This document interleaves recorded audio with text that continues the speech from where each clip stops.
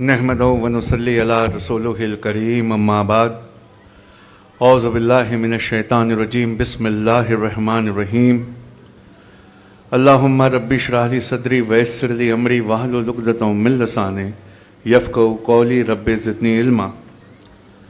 देखिए, वक्त बहुत ज़्यादा हो चुका है और ना अब आप कुछ सुनने के मूड में हैं और थक मैं भी गया हूँ, लेकिन क्योंकि इतनी दूर से बुलाया गया है इसलिए कुछ एक बात आपके सामने मैं रखना चाहता हूँ।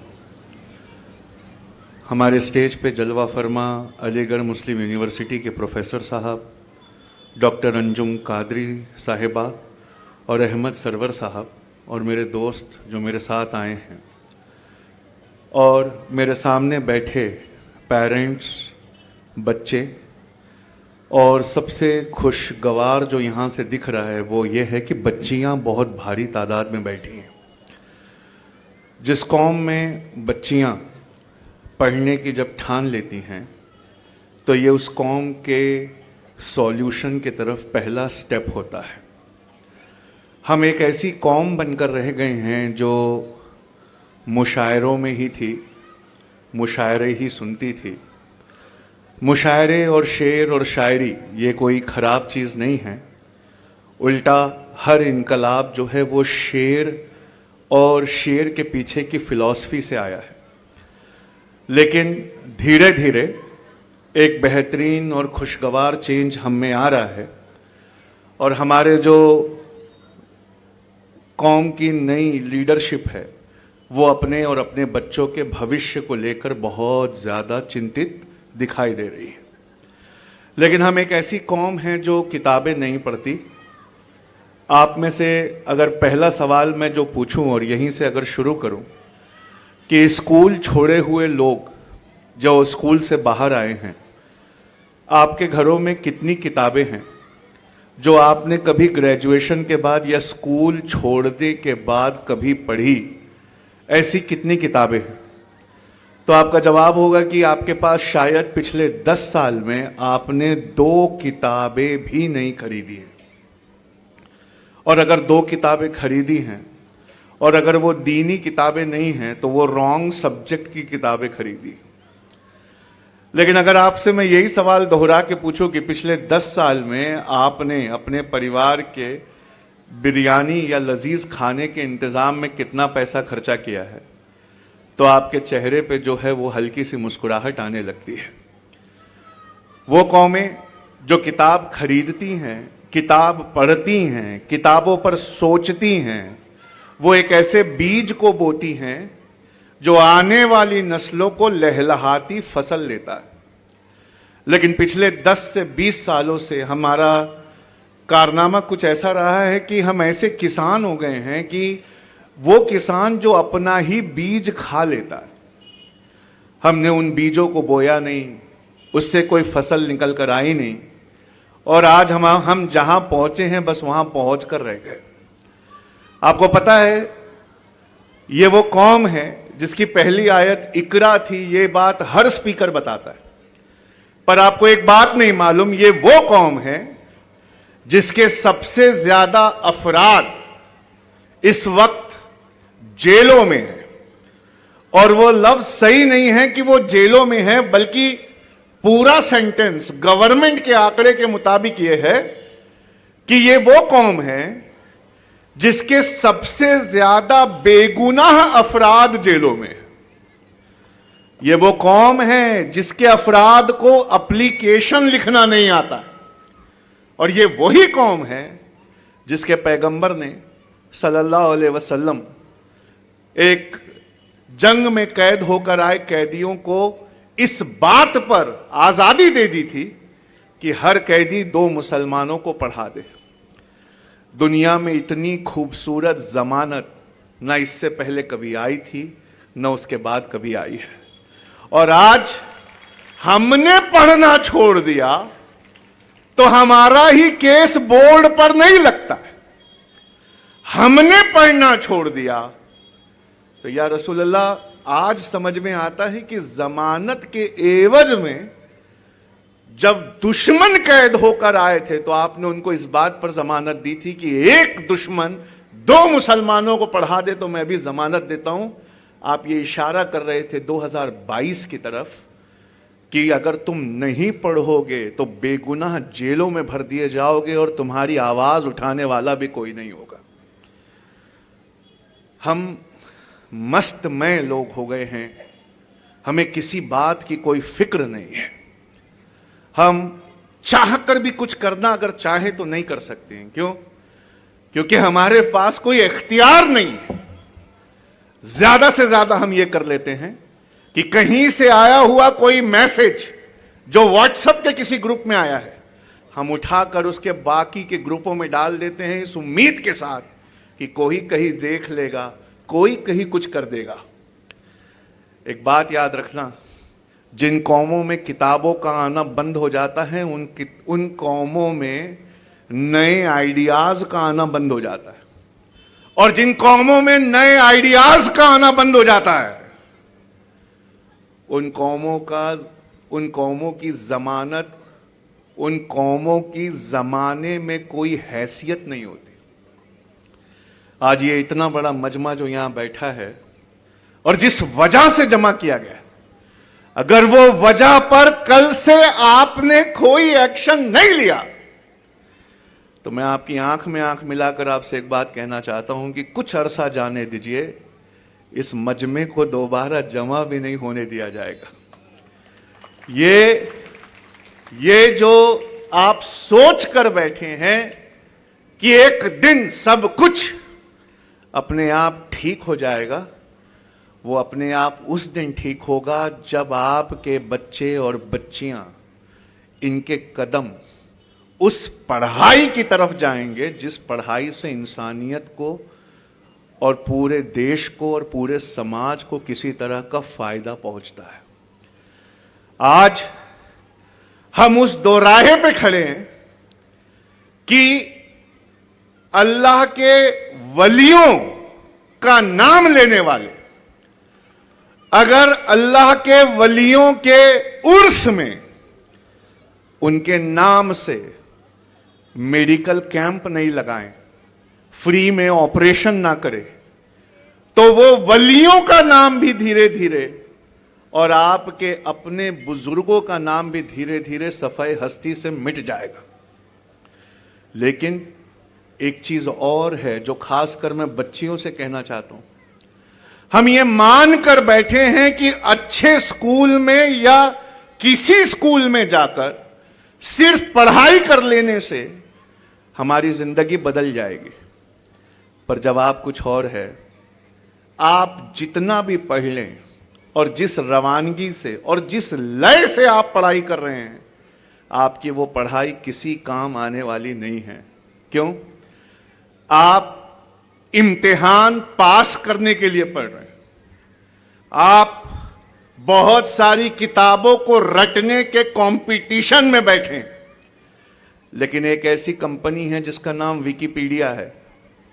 आपने अपनी जिंदगी में 670 पेज की एक किताब खत्म नहीं की होगी और विकिपीडिया पर हर घंटे 67,000 पेजेस अपडेट होते हैं। आप रटने के जिस कंपटीशन में हैं, उस कंपटीशन को ही विकिपीडिया ने खत्म कर दिया। आप जितना अच्छा पढ़ सकते हैं, इम्तिहान की तैयारी में कोई चीज जितनी बार दोहरा सकते हैं, आपके दोहराए हुए हर लफ्जों से अच्छी जानकारी इस वक्त इंटरनेट पर है और वो फ्री है। और मशीनें वो इंसानों से आगे निकल रही है।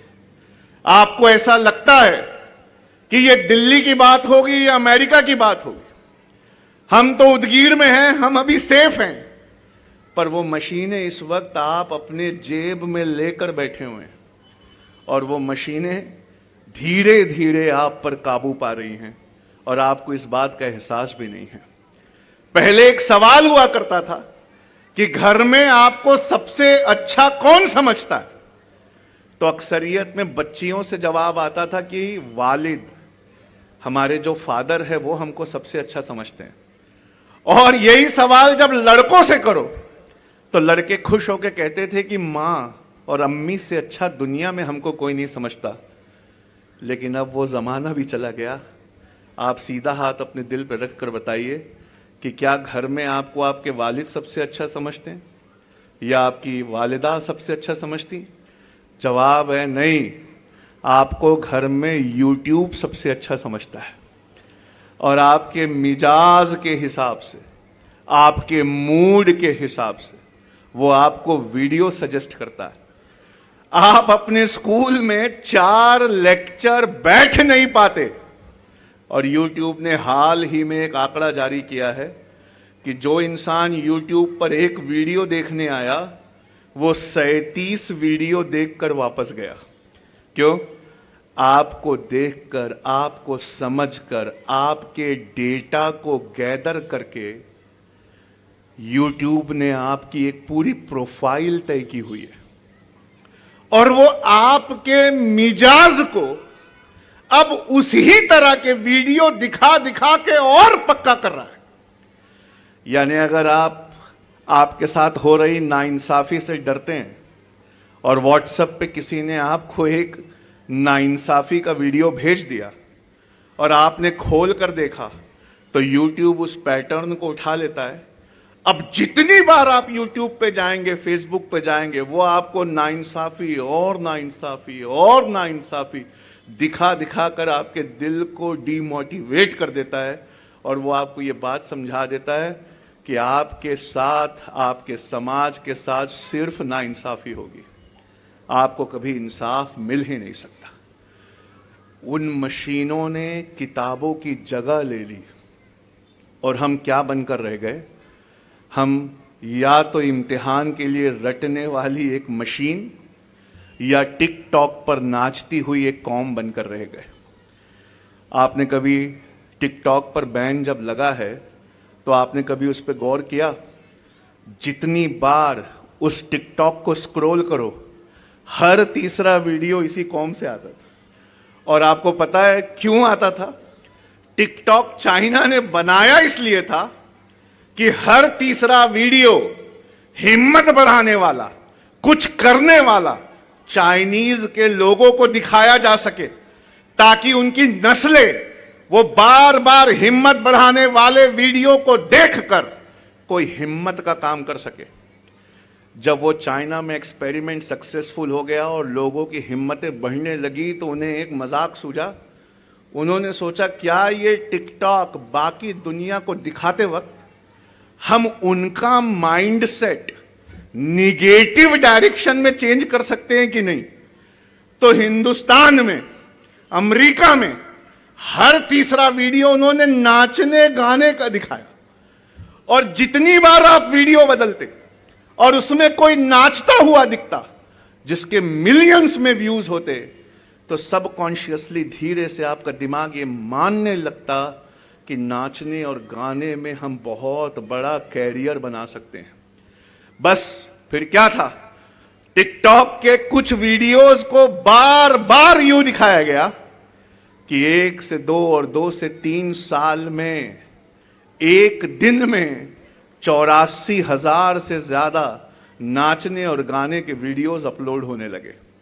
आप बताइए 24 घंटों में उतने मिनट नहीं होते जितने मिनट वो नए नाचने गाने के वीडियोस अपलोड होने लगे। ये जो आपकी समझ और आपकी पकड़ पे मशीनों ने कब्जा कर लिया है, आप इस चक्रव्यूह को तोड़ना अगर नहीं पाएंगे और इस चीज से बाहर नहीं आ पाएंगे तो बहुत देर हो चुकी है। तो फिर इसे तोड़ने और बदलने का तरीका क्या है? कभी उदगीर में ये एग्जाम्पल देते समय मुझे डर लगता है कि आप समझेंगे कि नहीं समझेंगे जो चीज़ अगली मैं आपको बताने वाला हूँ। एक मशीन है 3,500 रुपए की, शायद स्कूलों में पढ़ने वाले बच्चे बच्चियों ने उस मशीन को देखा होगा। उसे एलेक्सा कहते हैं। एलेक्सा को आप एलेक्सा कह के इंटरनेट से जोड़ दीजिए और एलेक्सा कहकर उससे कोई भी सवाल पूछिए, एलेक्सा इंटरनेट से पढ़कर वो जवाब आपको बताती है। मिसाल के तौर पर इमाम बुखारी किस सदी ईसवी में दुनिया में आए थे? एलेक्सा एलेक्सा उसका जवाब देती। पूछा उदगीर का किला बहमनी सल्तनत से कितना पहले बना था एलेक्सा? तो वो कहती है 430 साल पहले बना था सर। एलेक्सा, अगली फ्लाइट हैदराबाद से दिल्ली की कितने बजे?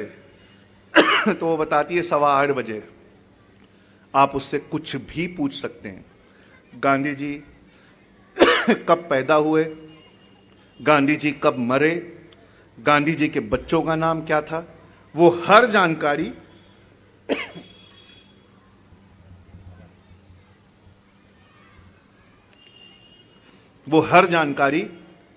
इंटरनेट से पढ़कर सुनाती है। तो अनकरीब दुनिया की तमाम यूनिवर्सिटियों को यह डर लगा कि एलेक्सा का एक छोटा वर्जन बच्चे कान में पहनकर यूनिवर्सिटी का एग्जाम देने जाएंगे और वो क्या करेंगे, वो यहां हाथ रखकर क्वेश्चन पढ़ेंगे और अगर मशीन वो क्वेश्चन कान में सुन लेगी तो वो कान में ही जवाब बता देगी।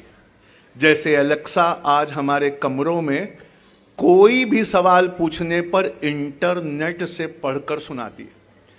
तो उन यूनिवर्सिटियों को यह लगा कि आईएएस और आईपीएस के एग्जाम में ऐसा होगा कि अमीर का बच्चा उस एलेक्सा की छोटी मशीन को कान में पहनकर जाएगा और वहां पर वो सवाल देखकर धीरे से पूछेगा, एलेक्सा गांधी जी कब पैदा हुए थे? एलेक्सा उसके कान में धीरे से कहेगी 2 अक्टूबर 1869 को पैदा हुए थे और वो सही आंसर मार्क कर देगा। फिर वो धीरे से पूछेगा, गांधी जी से कस्तूरबा गांधी कितनी बड़ी थी? मैंने ये पढ़ा था, मैंने ये कहीं तो पढ़ा था। एलेक्सा कान में धीरे से कह देगी, कस्तूरबा गांधी गांधी जी से 2 साल या 2.25 साल बड़ी थी। वो उसको मार्क कर देगा। यूनिवर्सिटियों को ये डर लगा, यूपीएससी को ये डर लगा जो आईएएस और आईपीएस का एग्जाम लेती है, तो उन्होंने अपना क्वेश्चन पेपर ही बदल दिया। उन्होंने एक ऐसा सवाल डाला कि इसी वक्त अगर आप इंटरनेट खोल कर भी उसका जवाब ढूंढना चाहेंगे तो यहां जितने बच्चे बैठे हैं, जितने प्रोफेसर बैठे हैं, जितने उदगीर के रिस्पेक्टेबल लोग बैठे हैं, सारे अभी फेल हो जाएंगे। उन्होंने ये नहीं पूछा गांधी जी पैदा कब हुए, उनकी बीवी का नाम क्या था, असहयोग आंदोलन कब लॉन्च हुआ, दांडी मार्च अहमदाबाद के साबरमती आश्रम से दांडी की दूरी कितनी थी, क्योंकि ये सारे जवाब इंटरनेट पे लिखे हुए हैं जिसको मशीनें पढ़कर सुना रही है। वो सवाल ऐसा करने लगे कि एलेक्सा उसका जवाब नहीं दे सकती, लैपटॉप पे खुले हुए सारे वेबसाइट उसका जवाब नहीं दे सकते और घटिया पढ़ाने वाले टीचर खुद और उनके बच्चे उसका जवाब नहीं दे सकते। उन्होंने यूपीएससी आईएएस में सवाल पूछा, आज अगर गांधी जी जिंदा होते तो क्या कर रहे होते? आप गूगल खोल के अभी सर्च करिए, आज गांधी जी जिंदा होते तो क्या कर रहे होते? एलेक्सा, आज गांधी जिंदा होते तो क्या कर रहे होते? एलेक्सा खामोश है। पूछा, एलेक्सा गांधी जी का मदर का नाम बताओ। तो कहे पुतली बाई। पुतली बाई गांधी नाम था, very good. Alexa Gandhi ji के वालिद का नाम क्या था? तो कहा करमचंद नाम था, वेरी गुड।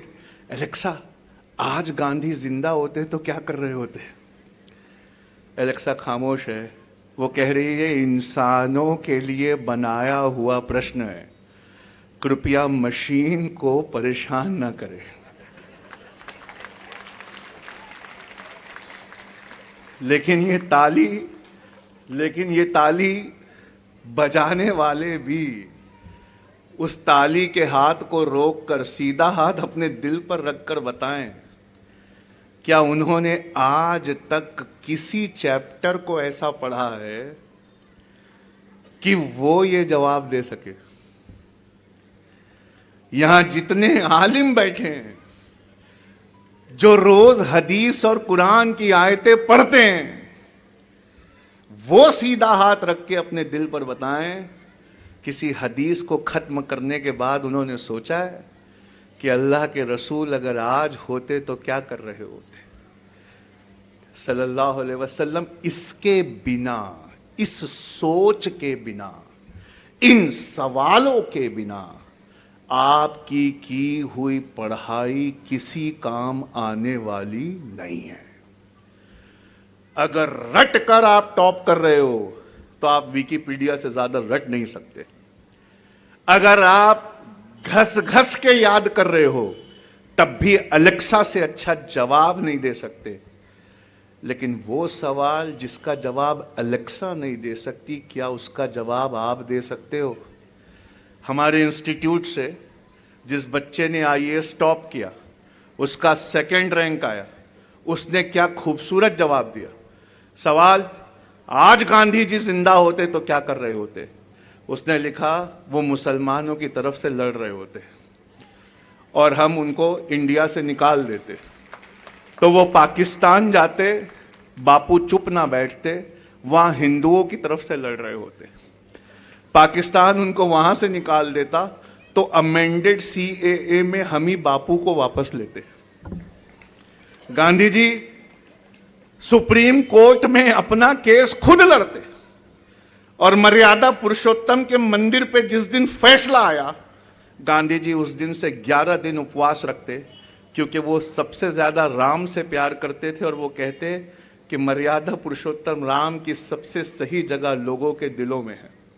गांधी जी बनिया थे, तो जिस दिन खाने पर जीएसटी लगाया गया, अगला डांडी मार्च वो जीएसटी के खिलाफ निकालते।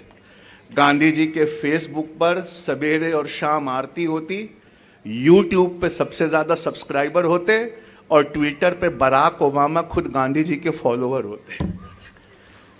आप सोचिए कि जिस तरह इस बच्चे ने, यूपीएससी के सेकंड रैंकर ने इसका आंसर सोचा, क्या आपने कभी एक पैराग्राफ भी अपनी किताब से इस तरह सोच कर पढ़ा है? आज लोग कहते हैं कि रोजगार नहीं है, कहीं भी किसी को एम्प्लॉयमेंट नहीं मिलता। पर प्रोफेसर साहब यहां बैठे हैं, आप उनसे पूछिए, किसी बड़ी कंपनी के पास जाओ तो वो उल्टा रोना रोती है। वो कहती है काम लायक लोग ही नहीं मिलते, और लोगों के पास जाओ तो वो अलग रो रहे हैं कि हमें कोई काम ही नहीं देता। इसका मतलब है जो काम आप सीख कर बैठे हैं और जो काम वो ढूंढ रहे हैं, उन दोनों के बीच में कोई गैप है जिसको फिल नहीं किया जा रहा, और उसे फिल करने के लिए उन मशीनों को बनाया जा रहा है। मैं आपसे एक सवाल करता हूं, एक ऐसा सवाल करता हूं जो यहां बैठे काबिल से काबिल आलिम से लेकर कॉन्वेंट और यूनिवर्सिटी में पढ़ने वाले सबसे ऊंचे इंसान तक, देखना आप उसका जवाब नहीं दे पाएंगे। मैं आपसे सवाल करता हूं और जोर से आवाज से मुझे जवाब दीजिएगा। जब भी एक मुसलमान से यह सवाल किया जाए क्या अल्लाह है, तो क्या जवाब होता है? बेशक। आवाज आई नहीं, क्या अल्लाह है? फिर आवाज नहीं आई, क्या अल्लाह है? क्या अल्लाह कादिर कुदरत है? बेशक है। क्या आप अल्लाह पे यकीन रखते हैं? पक्का? तो मैं आपसे एक सवाल पूछता हूं, इस पानी की बोतल को देखिए सामने रखी हुई, और मुझे अल्लाह के होने का सबूत दीजिए।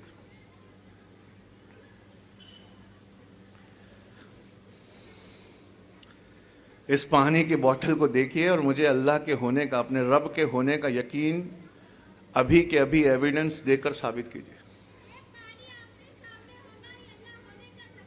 हाँ, ये एक जज्बाती जवाब है, मुसलमान इसमें बहुत तेज होते हैं।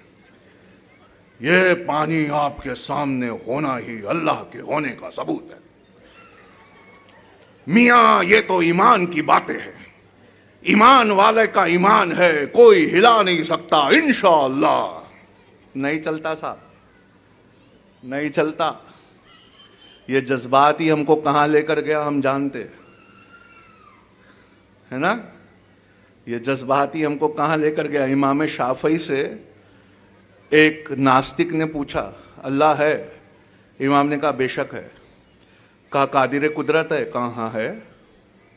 कहा हर चीज पे कुदरत रखता है, कहा अरे हाँ है, हर चीज पे कुदरत रखता है। कहा सुई के गड्ढे से दुनिया को गुजार सकता है, कहा हाँ गुजार सकता है। कहा ये सूरज भी गुजार सकता है, कहा हाँ गुजार सकता है। कहा सुई का गड्ढा बड़ा नहीं होना चाहिए, कहा नहीं होगा। कहा सूरज का साइज और ये पेड़ पौधे पहाड़ इनका साइज छोटा नहीं होना चाहिए, कहा नहीं होगा। अगला सवाल ऐसा था कि इमाम जज्बाती नहीं थे, वो लॉजिकल थे। कहा अभी करके दिखाओगे? इमाम ने कहा कि मेरी नमाज का वक्त हो रहा है, दौड़ता चला जा, सुई लेकर जल्दी वापस आ। वो भागता हुआ घर गया, सुई लेकर आया। कहा इमाम मैं सुई लेकर आ गया, अब क्या जादू दिखाओगे? कहा अल्लाह है वो, उसका यकीन इतना पुख्ता होता है कि उसको साबित करने के लिए किसी जादू की जरूरत नहीं होती। तो कहा इस सुई को मोड़, कहा मोड़ा। कहा गड्ढे को सामने कर, कहा किया। कहा उसे अपने करीब कर, कहा किया। कहा एकदम आंख के पास ले आ, कहा ले आया। कहा दूसरी आंख बंद कर, कहा बंद किया। कहा सुई के गड्ढे में से देख क्या दिखता है? तो कहा मुझे पहाड़ दिखते हैं, झाड़ दिखते हैं, सूरज दिखता है। कहा किसी का साइज छोटा है? कहा नहीं। कहा यही मेरा अल्लाह है, सारी दुनिया को सुई के गड्ढे से गुजार कर तेरी आंखों के रेटिना पे डाल दिया। सारी दुनिया में झाड़, ये पहाड़, ये सूरज, सबको गुजार के तेरी आंखों के पर्दे पर डाल दिया। यही मेरा अल्लाह है। आपको पता है हम किस दौर में जाने वाले हैं? उस दौर में जाने वाले हैं जहां अगर आपने दुनियावी पढ़ाई नहीं की दीनी पढ़ाई के साथ, तो आपका ईमान भी बचने वाला नहीं है। तो यह सवाल किया गया कि ये पानी की बोतल में क्या आपके परवरदिगार का कोई सबूत है? जो मदरसे में गए, अच्छी दीनी तालीम हासिल की, पर अपनी तालीम पर नहीं सोचा, वो इमाम शाफई नहीं बन पाए, वो लॉजिकल आंसर नहीं दे पाए। और जो लोग यूनिवर्सिटियों में गए और जाकर वहां की चकाचौंध में खो गए, वो भी इसका जवाब नहीं दे पाए। तो इसका जवाब कौन दे पाया? वही जिसका नाम प्रोफेसर साहब ने लिया। एक हाथ में साइंस, एक हाथ में फिलॉसफी और सर पर ला इलाहा इल्लल्लाह का ताज हो, बस वही इसका जवाब दे सकता है। पूछा कैसे? कहा पानी का फॉर्मूला साइंस में क्या है?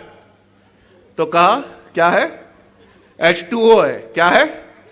H2O मतलब 2 हाइड्रोजन और एक ऑक्सीजन। यानी ये पानी की बोतल जो मैंने हाथ में पकड़ी है, साइंस के मुताबिक इसके 2 हिस्से हाइड्रोजन है और 1 हिस्सा ऑक्सीजन है। अब आप साइंस से पूछिए हाइड्रोजन क्या है, तो साइंस कहता है हाइड्रोजन दुनिया में सबसे ज्वलनशील चीज है। इतने जोर से जलती है कि रॉकेट में, जो आसमान में रॉकेट जाते हैं, उसमें ईंधन की तरह यूज होता है।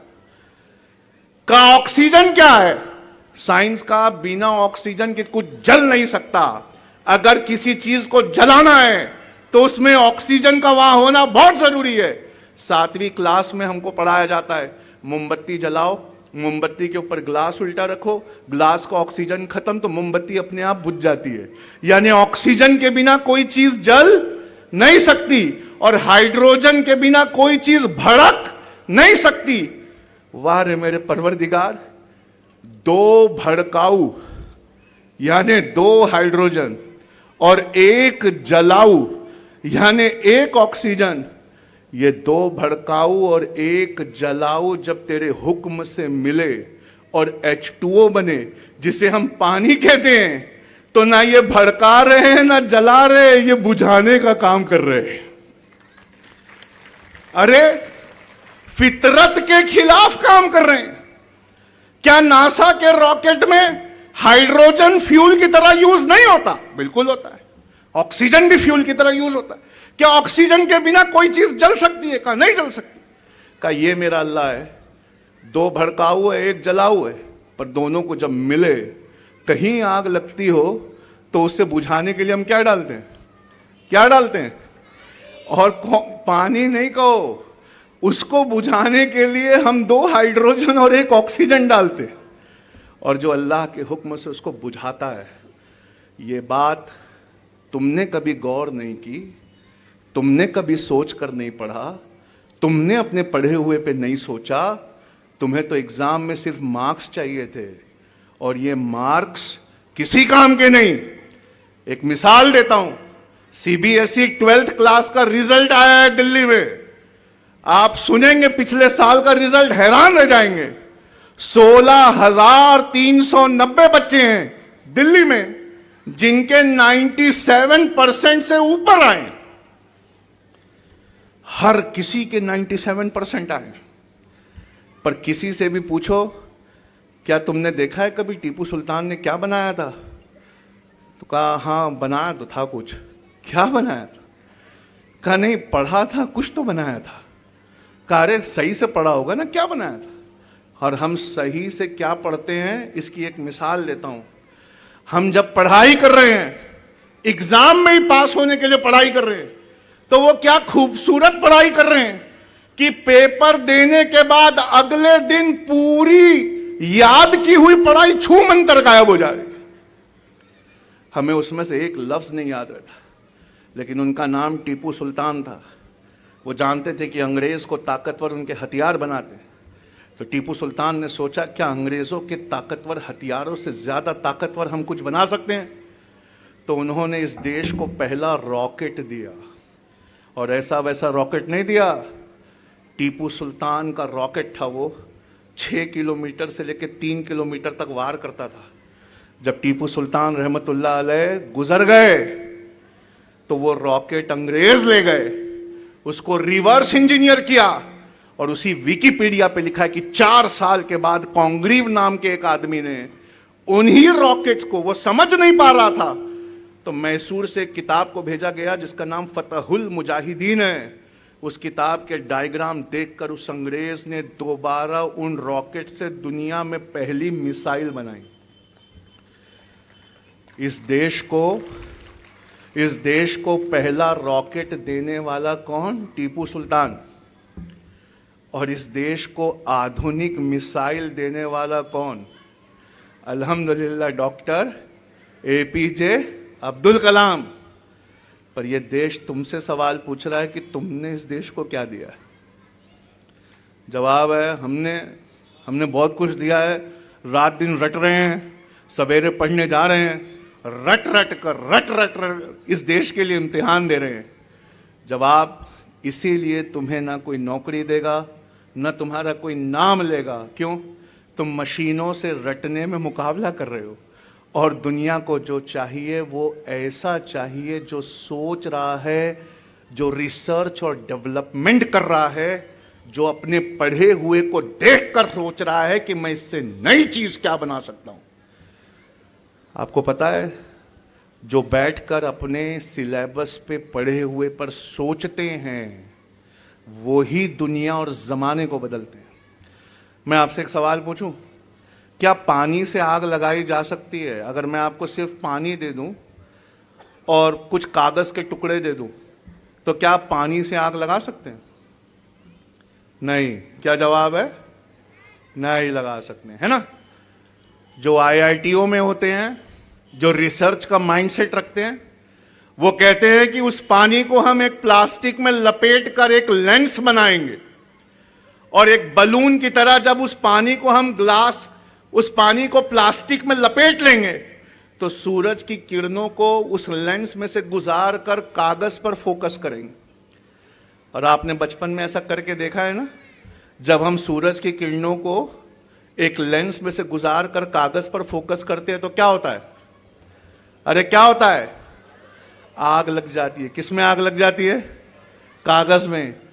वो ऐसे ही सोचने वालों को ढूंढ रहे हैं, वो ऐसे ही सवाल कर रहे हैं जिसका जवाब आपके पास कतई नहीं है। तो मुशायरा तो आप सुन चुके, कव्वाली का प्रोग्राम नहीं रखा गया। कम से कम हमारे जवाल ने हमको इतना तो सिखाया कि कव्वाली से तो थोड़ा दूर जाओ। मुशायरा आप सीख चुके, कैरियर काउंसलिंग में आप कर बैठे हुए हैं। दिल्ली से स्पीकर को बुलाया गया, मैं आ भी नहीं रहा था, पकड़ पकड़ के बुलाया गया, और उसे ये कहकर खड़ा किया गया कि मोटिवेशनल स्पीकर है। उसने तो उल्टा काम कर दिया, सारा डिमोटिवेट कर दिया। उसने तो हमारी हिम्मतों को पस्त कर दिया। नहीं, मैंने आपकी हिम्मतों को पस्त नहीं किया है, आपको सिर्फ आईना दिखाया है। और अगर मेरे इस आईना दिखाने के बाद जब मैं चला जाऊं और आपने अपने पढ़ने के तरीके को नहीं बदला, तो याद रखिए हर साल जितने भी मोटिवेशनल स्पीकर आएंगे वो आपकी तकदीर को नहीं बदल पाए। आप हर चीज समझ कर पढ़िए, आप हर चीज को नए नजरिए से देखिए। आज मौलाना अबुल कलाम आज़ाद जिनके सालगिरह और हम यौम एजुकेशन जब बना रहे हैं, उनका यही कहना था। वो ये कहते थे कि तुम अपना जहान खुद पैदा करो। पूछा इसी जहान में रहना है, अपना जहान कैसे पैदा करे? तो उन्होंने कहा था इसी जहान में रहते हुए क्या तुम हर चीज को नए नजरिए से देख सकते हो? अगर जवाब है हाँ, हम हर चीज को नए नजरिए से देख सकते हैं, उसमें रिसर्च और इनोवेशन ला सकते हैं, हम ऐसी चीज बना सकते हैं कि इस देश को क्या इस दुनिया को हम पर नाज हो, तो जितने लोग यहां बैठे हैं ना, बस उतने ही काफी हैं इस कौम की तकदीर को बदलने के लिए। लेकिन अगर हम वही करेंगे जो आज तक करते आए हैं, तो इस कौम की तकदीर, चाहे इसके बाद और 100 मुशायरे रख दिए जाएं या मुशायरे की जगह कैरियर काउंसलिंग रख दी जाए, आप नहीं बदल सकते। मैं आपसे एक और बात कहना चाहता हूं जो आपको ध्यान से सुनना चाहिए। आप हर कोई जो अच्छे घर से है, और आज किसी भी बच्चे से पूछो तुम क्या बनना चाहते हो, तो वो कहता है कि मुझे डॉक्टर बनना है। पूछा डॉक्टर किसने बताया? का कोरोना में देखा हर डॉक्टर के पास कार आ गई, कोरोना में देखा हर डॉक्टर अमीर हो गया, तो हमारा भी मन है भाई एक कार हो, हम भी अमीर हो, हम भी डॉक्टर ही बनना चाहते हैं। जिस तादाद में आप लोग डॉक्टरी में एडमिशन ले रहे हो, जिस तादाद में आप डॉक्टर बन रहे हो, सिर्फ 5-6 साल जाने दो, उसके बाद अगर मैं फिर आया तो मैं दिखाऊंगा डॉक्टरों का कॉल सेंटर खुल जाएगा। इतने डॉक्टर दुनिया में हो गए हैं कि डॉक्टरों का कॉल सेंटर खुल जाएगा। आपको पता है एप्पल ने एक घड़ी बनाई है, उस घड़ी में उसने ऐसी चीजें डाली हैं कि $6000 की वो घड़ी हर मिनट दुनिया में एक बिकती है। उस घड़ी से आप अपना ईसीजी ले सकते हो, उस घड़ी से आप अपना पल्स रेट नहीं, अगर आपने किसी गोल्फ के बॉल को जोर से मारा तो बॉल अभी हवा में है, घड़ी बताती है कितने फीट दूर जाके गिरेगा। उस घड़ी से आप अपना कोलेस्ट्रॉल चेक कर सकते हो। उस घड़ी में पहली बार आपको कोलेस्ट्रॉल की रिपोर्ट फीड करनी है और अपनी आवाज फीड करनी है। इसके बाद जब भी आपकी आवाज भारी होती है, घड़ी आपको बताती है कि आपका कोलेस्ट्रॉल बढ़ रहा है, आपको डॉक्टर को दिखाना चाहिए। घड़ी आपके स्किन का टेम्परेचर दिखाती है, और कहीं आप बेहोश हो जाएं तो बोलते हैं ना, अरे डॉक्टर बुलाओ, एम्बुलेंस बुलाओ। घड़ी में सिस्टम है, वो एम्बुलेंस को कॉल कर देती है, एम्बुलेंस वहां से निकल जाती है। उस घड़ी में उन्होंने दुनिया की हर चीज डाली है, और ये कौम में हर कोई डॉक्टर बनना चाहता है। तो मालूम है आज से 6 साल बाद क्या होने वाला है? दुनिया का हर पेशेंट वो घड़ी पहन कर बैठेगा और वीडियो कॉल पे उस तरफ डॉक्टर, उसको उसकी रीडिंग दिखाई देगी। ना आपको डॉक्टर के यहाँ जाना पड़ेगा, ना डॉक्टर आपके यहाँ आएगा। आपने घड़ी पहनी हुई है, अच्छा आपका टेम्परेचर इतना है, ओ आपका कोलेस्ट्रॉल इतना, ईसीजी, हाँ आपका ईसीजी इतना है, आपको कैसा लग रहा है? मुझे ऐसा ऐसा लग रहा है। वो वहीं से दवाई लिख देगा। उस दिन मत कहना कि कोई धमका के गया था उदगीर में कि ज्यादा डॉक्टरी में एडमिशन लोगे तो कॉल सेंटर में नौकरी करोगे। आज ये बात समझ में नहीं आएगी, क्योंकि कुछ लोग हैं जो अपने वक्त के और जमाने से आगे देखते हैं। तो पूछा सर फिर बनना क्या चाहिए? ध्यान से सुनना, कुछ पढ़ाइयाँ दुनिया में ऐसी हैं जो आपके कलम में इतनी ताकत देती है कि आपके एक सिग्नेचर से जिन गांवों में, जिन कस्बों में अस्पताल नहीं है, वहां अस्पताल खुल जाते हैं। कुछ पढ़ाइयां दुनिया में ऐसी हैं, आपके कलम में इतना पावर देती हैं कि जिन गांवों में कभी पुल नहीं पहुंचे, सड़क नहीं बनी, वहां पुल पहुंच जाते हैं, सड़कें बन जाती हैं। और कुछ पढ़ाइयां दुनिया में ऐसी हैं, अगर आपने कर लिया तो आपके कलम में वो ताकत देती हैं कि आप उदगीर के सारे बच्चों के लिए रहने खाने के इंतजाम करने वाला हॉस्टल अपनी एक सिग्नेचर से बनाकर दे सकते हो। यानी आपके कलम से आने वाले नस्लों की जिंदगियां संवर सकती हैं। उन पढ़ाइयों को हम एमपीएससी और यूपीएससी कहते हैं, उन पढ़ाइयों को हम आईएएस और आईपीएस की पढ़ाइयां कहते हैं। मैं आपसे ये गुजारिश करूंगा, यहां बैठा हर बच्चा और वो उदगीर के बच्चे जो अभी तक पैदा नहीं हुए, उन सबको आईएएस और आईपीएस और एमपीएससी और यूपीएससी की तैयारी करना चाहिए। क्यों? या तो आप पास हो जाओगे, लेकिन पास होना इतना आसान नहीं है। क्यों? वो भी वही पूछ रहे हैं, क्या आज गांधी जिंदा होते तो क्या कर रहे होते? पास होना इतना आसान नहीं है। क्यों? वो भी वही पूछ रहे हैं। वो पहली पानीपत की लड़ाई के बारे में नहीं पूछते, दूसरी पानीपत की लड़ाई के बारे में नहीं पूछते, तीसरी पानीपत की लड़ाई के बारे में नहीं पूछते। क्यों? वो सब गूगल पे है। और टाइप नहीं करना आता, गूगल का माइक दबा के बोलो पहली पानीपत की लड़ाई कब हुई थी, गूगल आगे का खुद पढ़ के सुना देता है। वो सवाल पूछ रहे हैं जिसका जवाब की तैयारी आप नहीं कर रहे। वो ये पूछ रहे हैं कि इतनी सारी लड़ाइयां पानीपत में ही क्यों हुई? इतनी सारी लड़ाइयां पानीपत में ही क्यों हुई? उसका जवाब देने के लिए एक माइंडसेट चाहिए, और वो माइंडसेट तब मिलता है जब अपने पढ़े हुए पैराग्राफ और अपने पढ़े हुए लाइन और अपने पढ़े हुए हर किताब पर बच्चा बैठकर सोचता है। उदगीर के लोगों, चाहते हो कि तुम्हारी हस्ती ना मिटे तो फिर मुशायरे के लिए बहुत सारा चंदा करना, और कव्वालों को बुलाने के लिए उससे ज़्यादा और चंदा करना, और उन चंदों को एक जगह इकट्ठा करके अपने बच्चे बच्चियों के लिए आईएएस का हॉस्टल खोल देना।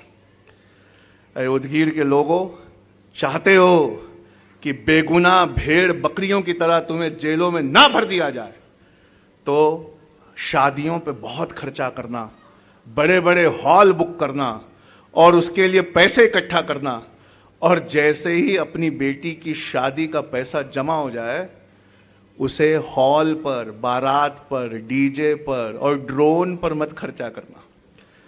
उससे एक रिहायशी रेसिडेंशियल कोचिंग खोल देना, जैसी कोचिंग का वादा मुझसे आज अंजुम कादरी मैडम ने किया है। उन्होंने ये कहा है कि सर, अगर आप दिल्ली से हमारी मदद करें तो हम यहाँ के बच्चों में पोटेंशियल ढूंढकर, हम यहाँ के बच्चों में काबिलियत ढूंढकर आपके अंडर एक बिल्डिंग में रखना चाहते हैं। आप ऑनलाइन वहाँ से पढ़ा दें और अपना एक टीचर उदगीर में भेज दें जो उन बच्चों की तैयारी पे नज़र रखता हो, जो उन्हें पढ़े हुए पे सोचना सिखाता हो, जो उन्हें हर सवाल का जवाब रिसर्च और डेवलपमेंट से ढूंढना सिखाता हो। ऐसी तैयारी आप हमारे बच्चों को करा दें। मैंने ये वादा इसलिए किया सवेरे, और हम कोई बहुत बड़ी फीस भी नहीं चार्ज करेंगे, जबकि हमारी फीस दिल्ली में बहुत ज़्यादा है, लेकिन उदगीर के बच्चों से नहीं करेंगे। क्यों? मैंने ये वादा ये सोच कर किया कि ये 3 दिन का जो जश्न मनाया गया है, उसमें से कम एक बीज तो ऐसा निकल कर आए जिसके इतना बड़ा पेड़ बने कि उसके साए में आने वाली नस्लें वहां पर कुछ रह सके। वरना आप सोचो आपने क्या क्या खोया है। एक दिन पूरा मुशायरा हुआ, एक दिन पूरा वो हुआ, बदले में आपकी कौम को क्या मिला? अल्लामा इकबाल होते, अगर वो शेर पढ़ने आए होते, या कुछ इनकलाबी शायर जो शेर पढ़ कर गए होंगे, उन्होंने आपके दिलों का हाल अगर बदल दिया है, तो शायद आपको उन मुशायरों से कुछ मिला।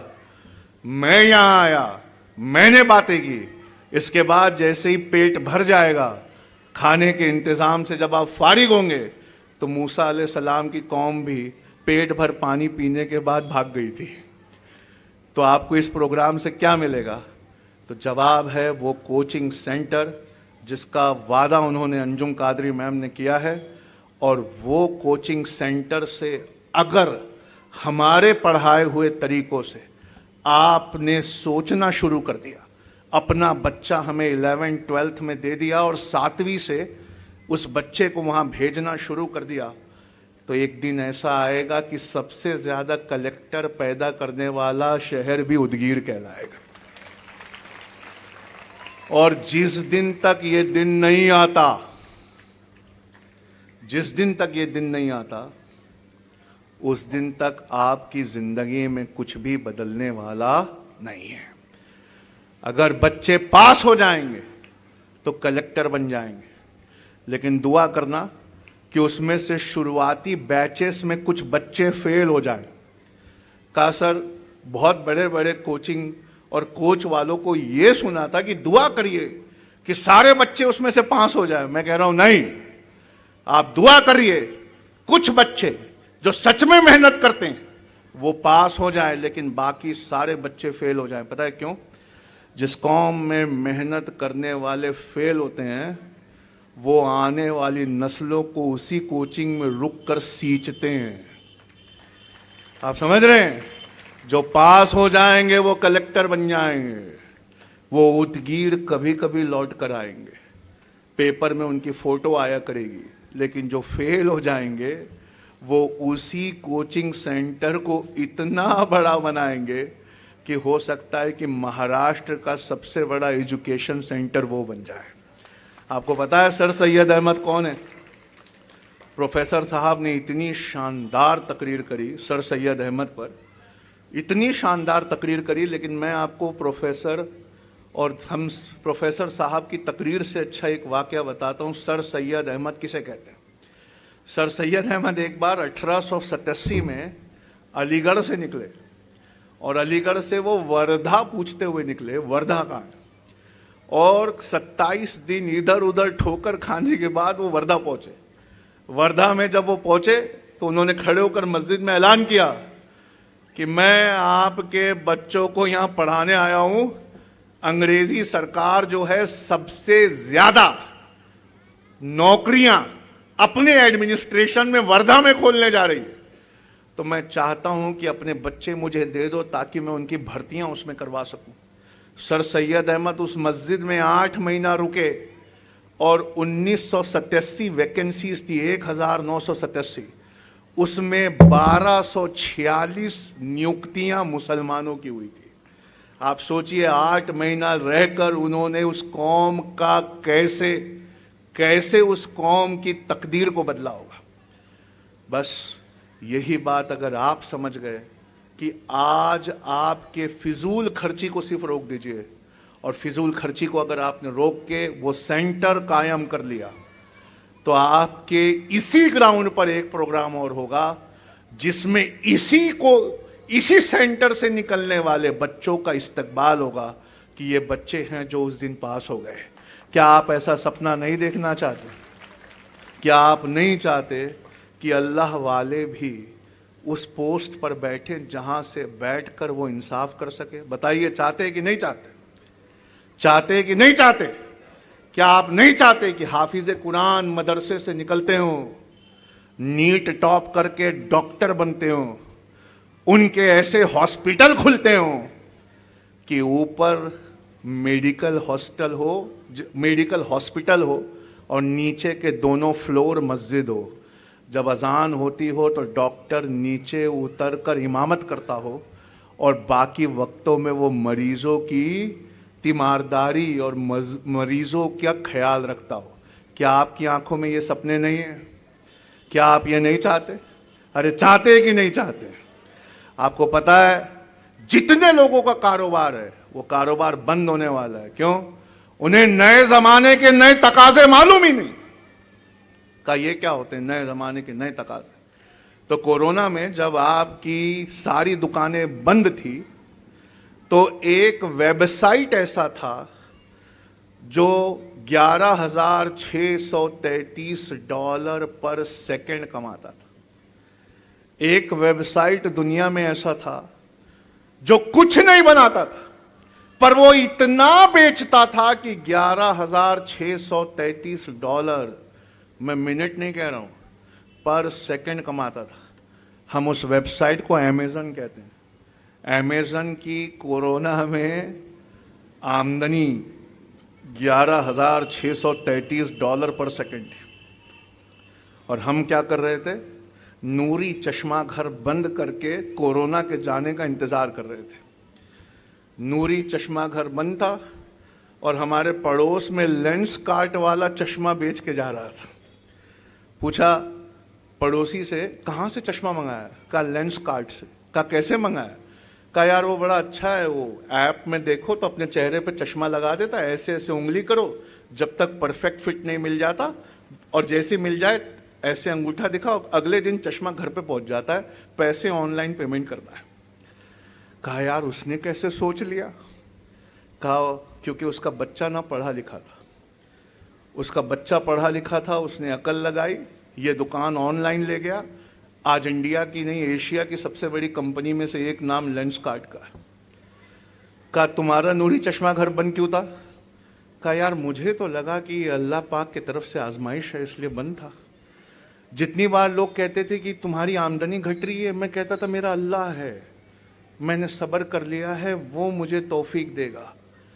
बेशक उसी ने तौफीक दी है, और बेशक वो ही ख्याल रख रहा है, और बेशक वही दिल्ली से कुछ लोगों को और अलीगढ़ से कुछ लोगों को उदगीर भेज रहा है, ये कहने के लिए कि अपने बिजनेस के नए तकाज़ों को समझो, उठो और बाकी दुनिया से मुकाबला वेबसाइट और इंटरनेट की इस नई दुनिया पे करो।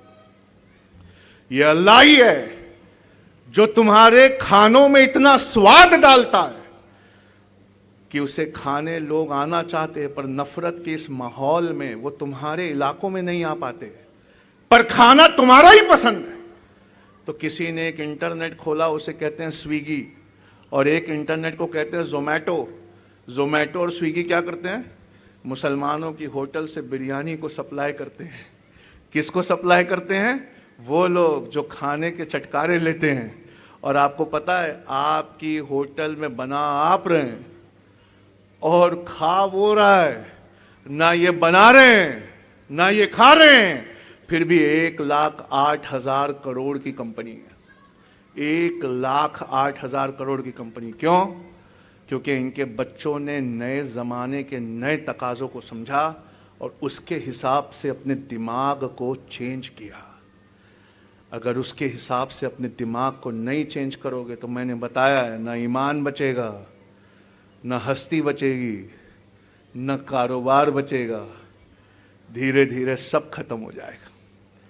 और अगर सच में आज रात कोई, जितने बच्चे यहां बैठे, बस वो ही ये फैसला कर लें कि कल सवेरे सूरज निकलने के साथ हमारे पढ़ाई का तरीका हम ऐसे बदलेंगे कि कारोबारों में अपने वालिदैन की मदद करेंगे, ऐसी कि नूरी चश्मा घर लेंस कार्ट को कंपटीशन देगा। हम अपने कारोबार में अपने वालिद की मदद करेंगे, ऐसी कि दुनिया में कहीं भी बैठा हुआ जो है वो हमारे होटल से सीधे डिलीवरी लेगा, और हम अपने कलम में ताकत लाने के लिए IAS IPS की तैयारी करेंगे।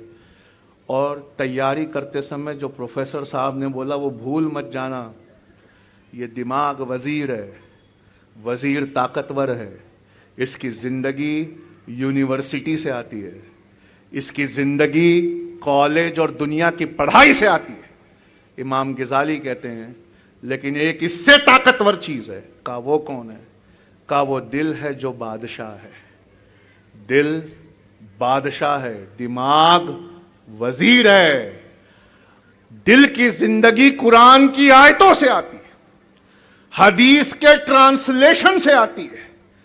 दिल की ज़िंदगी तकवे से आती है, अल्लाह के रसूल के सीरत से आती है, ईमान की गहराई से आती है।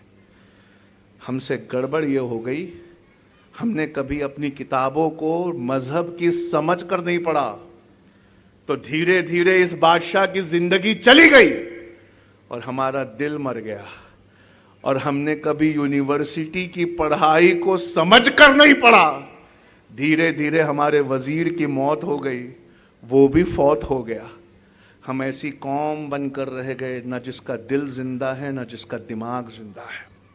तो क्या करना चाहिए, ध्यान से सुनो। जितने लोग मदरसे से फारिग गए उनका दिल जिंदा है, उन्हें यूनिवर्सिटियों में जाकर अपने वजीर, अपने दिमाग को जिंदा करना चाहिए। और जितने लोग यूनिवर्सिटियों से फारिग हैं उनका वजीर ताकतवर है, उन्हें कुरान को तर्जुमे से पढ़कर और हदीस पे सोच सोच कर बादशाह यानी अपने दिल को जिंदा करना चाहिए। जिस कौम का बादशाह और वजीर यानी दिल और दिमाग दोनों जिंदा हो, उस कौम को कोई लूट कर नहीं ले जा सकता, उसके घरों को कोई नहीं जला सकता, उसके बच्चों को बेगुनाह कोई जेलों में घसीट नहीं सकता। तुम्हारा दिल भी मरा हुआ है, तुम्हारा दिमाग भी मरा हुआ है, और यूं ही जिंदगी तमाम करके तुम भी अपने मरने का ही इंतजार कर रहे हो। जितनी जिंदगी बची है बस उसे इस नीयत के साथ गुजार दो कि मैं या तो अपना दिल और दिमाग यानी बादशाह और वजीर दोनों को जिंदा करूंगा या करूंगी, या मैं बच्चों की ऐसी मदद करूंगी कि उनके आने वाली नस्लों के दिल और दिमाग दोनों जिंदा हो जाए। और अगर ऐसा हो गया तो 3 दिन से जो जलसा, जो जश्न चल रहा है वो कामयाब हो गया। और अगर ऐसा नहीं हुआ तो उदगीर के इतिहास में तरह तरह के प्रोग्रामों में हम मस्त होने आए थे, यहां भी 3 दिन मस्त होकर वापस जा रहे हैं। अल्लाह के वास्ते अपने आने वाले ज़माने को समझो और अपने लिए ऐसी तैयारी करो कि तुम कहते हैं लोग सर पैसा नहीं है, कैसे खर्चा करें, पैसा नहीं। जवाब है जब पैसा कम होता है तभी इस बात पे ज्यादा तवज्जो देना चाहिए कि कैसे खर्चा करें। जब पैसा बहुत ज्यादा होगा उसमें से कुछ खराब भी हो जाएगा तो तुम्हें फर्क नहीं पड़ेगा। पर आज तुम्हारी घटती आमदनियां, पैसा कम, वही वक्त है कि तुम जो खर्चा कर रहे हो हर सिक्के से पूछो, हर नोट से पूछो कि हम किस तरफ खर्चा कर रहे हैं। इस्लाम में पाई पाई का हिसाब है, लेकिन या अल्लाह पाक, इस्लाम में पढ़ाई पे किए गए खर्चे का कोई हिसाब ही नहीं। पूछा अल्लाह पाक, जब पाई पाई का हिसाब देना है तो तालीम पे खर्चा किए गए पैसे का हिसाब भी ले लेता। शरीयत कहती है उसका हिसाब नहीं लिया जा सकता। शरीयत कैसे नहीं लिया जा सकता? कहा किसी ने किसी की तालीम पे खर्चा किया, वो पढ़ा लिखा बन गया, उसने 4 को और पढ़ा दिया, इन्वेस्टमेंट मल्टीप्लाई हो गया, उन 4 ने और 16 लोगों को पढ़ा दिया, इन्वेस्टमेंट 16 गुना हो गया, और अब हर एक ने 16 को पढ़ा दिया, 64 गुना हो गया। इस अच्छाई, इस नेकी का हिसाब रखा ही नहीं जा सकता। अगर तुम वो पाई खर्चा करने के पहले नहीं सोचोगे, एक एक रुपये को सोच कर नहीं खर्चा करोगे, तो आज तो तुम्हारी आमदनी घटी है, आने वाले ज़माने में वो आमदनी के कोई ज़राए भी नहीं बचेंगे। एक चीज़, माँ बाप हो अगर, तो वो जन्नत देने से पहले तुमसे सवाल होगा। अल्लाह के रसूल ने अपने आखिरी खुतबे में पूछा, क्या मैंने तुम तक इस्लाम पहुंचा दिया? वहाँ खड़े सहाबियों ने क्या कहा था?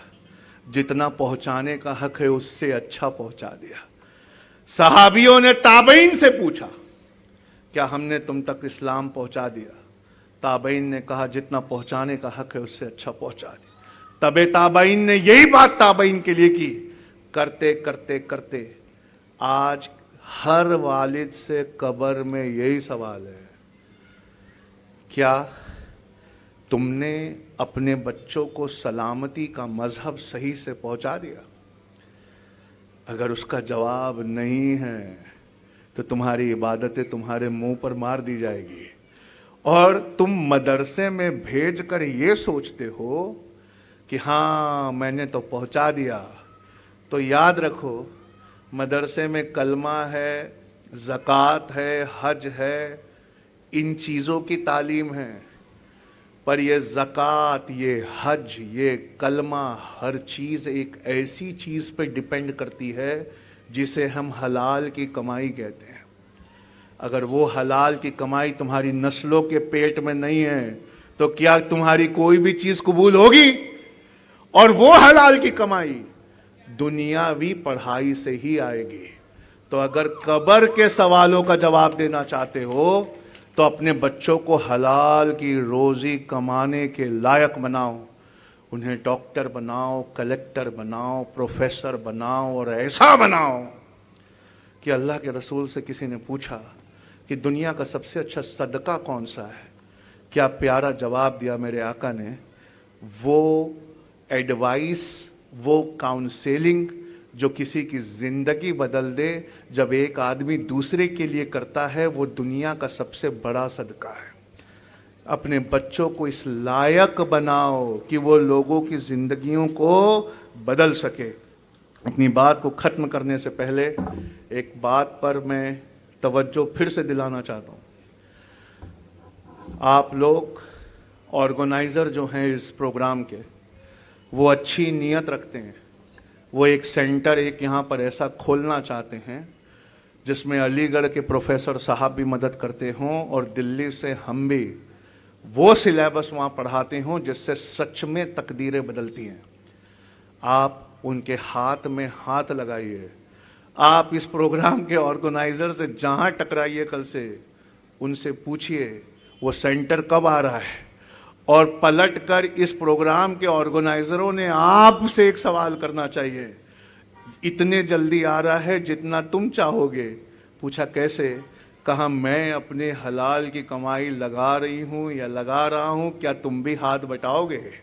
और अगर वो जवाब भी हाँ है और ये जवाब भी हाँ है तो बस आज की रात है। हम जिस इनकलाब का इंतज़ार कर रहे थे, कल सवेरे सूरज की रोशनी के साथ वो उदगीर में आ जाएगा। इसी दुआ पे मैं अपनी बात को ख़त्म करता हूँ। अस्सलाम वालेकुम।